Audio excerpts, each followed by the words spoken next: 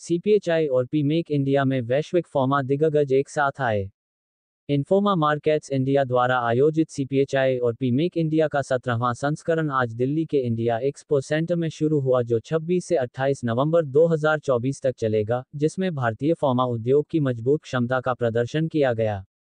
2030 तक भारतीय फार्मा बाजार के 130 बिलियन अमेरिकी डॉलर और 2047 तक 450 बिलियन अमेरिकी डॉलर तक बढ़ने के अनुमान के साथ, इस आयोजन ने वैश्विक स्वास्थ्य को आकार देने में उद्योग की महत्वपूर्ण भूमिका को उजागर किया। अमेरिका, यूएई, दक्षिण कोरिया, जापान और यूनाइटेड किंगडम सहित 120 से अधिक देशों के 2000 से अधिक प्रदर्शकों और 50,000 से अधिक विजिटर्स को एक साथ लाते हुए, यह एक्सपो नवाचार और सहयोग के लिए एक गतिशील केंद्र के रूप में कार्य करता है। फार्मा मशीनरी, पैकेजिंग, विश्लेषणात्मक उपकरण, प्रयोगशाला प्रौद्योगिकियों, सामग्री और अन्य से लेकर, ये हितधारकों को परिवर्तनकारी बातचीत में शामिल होने और रणनीतिक साझेदारी को बढ़ावा देने के लिए एक व्यापक मंच प्रदान करता है। जिस तरह से मेडिसिन की बात करें, फार्मा में भारत ने जिस तरह से तरक्की हासिल की, क्या कहना चाहेंगे? देखिए, हम सबके लिए बहुत बड़ा गर्व का समय है। जिस तरह से हमने प्रगति करी है अपने मेडिसिन को एक्सपोर्ट करने के लिए, उसमें भारत ने एक परचम कमाया है, जिसमें हमारे पास आज की डेट में हमको कहा जाता है हम फार्मेसी ऑफ द वर्ल्ड है। वो इसीलिए कहा जाता है कि अगर दुनिया में आप कहीं भी जाएंगे, जेनरिक मेडिसिन में भारत का एक बहुत बड़ा योगदान रहा है, दुनिया में किसी भी कोने में। तो हम करीब 200 देशों को दवाइयाँ सप्लाई कर रहे हैं, और सबसे बड़ा हमारे को जो प्रोत्साहन मिला है, वो जो सबसे ज़्यादा क्वालिटी कॉन्शियस कंट्रीज़ हैं, चाहे यूनाइटेड स्टेट्स ऑफ अमेरिका बोलें, चाहे यूरोप बोलें, सब जगह हमारा सबसे बड़ा योगदान इन दो देशों से आ रहा है। तो वो ये भी बताता है कि हम ना ही कॉस्ट इफेक्टिव मेडिसिन बना रहे हैं, बल्कि हम एक क्वालिटी ड्रिवन मेडिसिन बना रहे हैं। तो हमारा एक बहुत अच्छा स्थान है आज की डेट में, और हम यहाँ से आगे उन्नति के दिशा में हैं, क्योंकि हमारी साल दर साल 8% की ग्रोथ है, जिसको हम डबल डिजिट में ले जाना चाहते हैं आने वाले सालों में। अगर बात करें, कुछ समय पहले भारत कुछ मेडिसिन को इंपोर्ट करता था, आज वो एक्सपोर्ट कर रहा है, और भारत अब आत्मनिर्भर भारत बनता जा रहा है।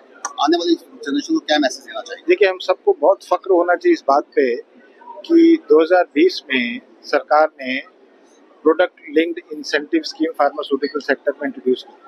इसके पीछे तात्पर्य क्या था?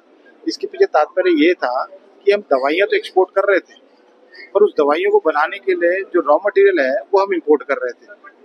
तो अगर आत्मनिर्भर बनना है, तो स्टार्टिंग से लेके एंड तक सारी वैल्यू चेन आपकी हिंदुस्तान में हो, इंडिया में हो, भारत में हो, तो उसका फायदा है आपको। आप कह सकते हैं कि आप एकदम आत्मनिर्भर भारत में बैठे हैं।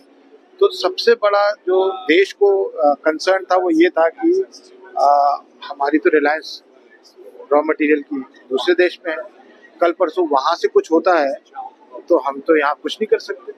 सारी मशीनें बेकार, सारी दवाइयाँ बना ही नहीं सकते, क्योंकि रॉ मटेरियल नहीं आ रहा है। इसको देखते हुए, इसके मद्देनजर, ठीक कोविड से पहले, जब लॉकडाउन शुरू हुआ था, उससे पहले हम ये काम शुरू कर दिया था 2018-19 में, एंड वहाँ हम उस नतीजे में पहुंचे थे कि अगर हमको आत्मनिर्भर बनना है तो हमको कितना। उस समय की बात करें तो पहले भारत को मेडिसिन बाहर से इंपोर्ट करनी होती थी, आज वो एक्सपोर्ट कर रहा है, क्या कहेंगे?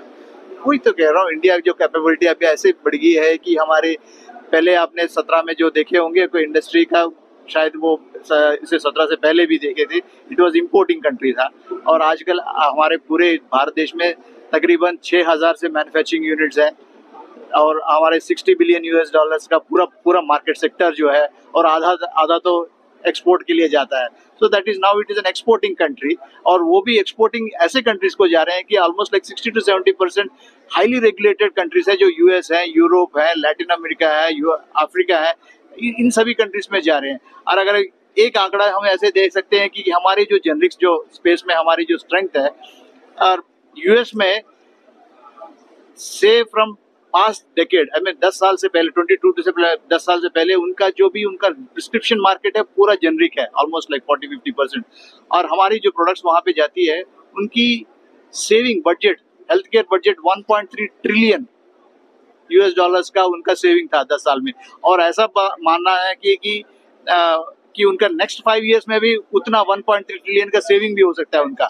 तो ये उनकी बात कर रहे हैं। अगर हमारे ही देखें तो हमारे 1.4 बिलियन पॉपुलेशन है, हमारे ये आधातर यहाँ पे हमारा कंज्यूम करते हैं। सो नेचुरली हमारे हेल्थ केयर बजट में भी ये इसका जो भी जेनरिक का जो हमारे स्ट्रेंथ है, I think it is helping us.